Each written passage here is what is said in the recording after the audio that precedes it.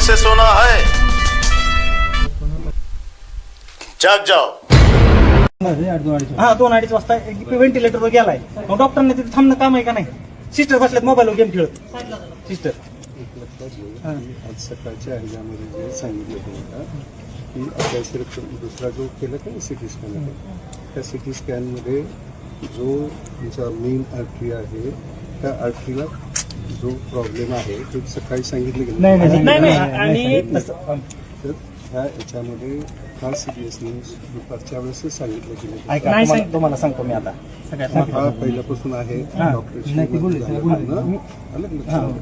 शिर म्हणले ब्लॉकेज आहे बरं का, शिर ब्लॉकेज आहे, काय ऑपरेशन करून व्यवस्थित होते म्हणले. असं त्यांनी काय क्रिटिकल सांगितलं नाही. बरं ठीक आहे, ती जाऊ द्या. पुढं ज्या वेळेस 3 वाजता म्हणले व्हेंटिलेटरवर पेशंट गेलाय, त्यावेळेस 2 तास आम्ही तर नुसतं प्रत्येकाला नंबरच विचारत होता डॉक्टरचा. कोणी नंबरच द्याय ना. पुन्हा काय करायचं माणूस मेल्यावर? डॉक्टर तर हजर नाही. डॉक्टर येतात मध्ये. आणि आल्यावरती काय म्हणतोय, साखरे जा मारला पेशंट काय करायचं तिकडे, ही बोलण्याची भाषा आहे का साखरेची? आणि आमच्या जागेवर साखरेची नाही मिळाली तर कसं झालं असतं? प्रत्येकाची भावना आहे का नाही?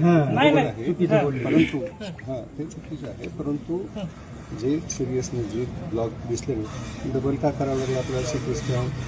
नाही, पण हे ज्या प्रकारे जे टेलिफो आणि जे सिटी स्कॅन केला त्याच्यामध्ये ते आढळली. त्यांनी सांगितलं नाही मला. आणि सांगतो की सकाळच्या ह्याच्यामध्ये त्या पेशंटला असं हे झालेलं आहे सांगितलं. कधी ते रप्चर होऊ शकेल किंवा नाही असं सांगता येत नसतं. तर पुढचा एक मुद्दा आहे का, पेशंट समजा आता पोस्टमॉर्टम मध्ये कळलंच किती वाजता डेट गेली, त्याच्यानंतर मला 2दा गोळ्या आणायला लावल्या. 4 वाजता गोळ्या आणायला लावल्यात माझ्याकडे रिसिप्ट आहे.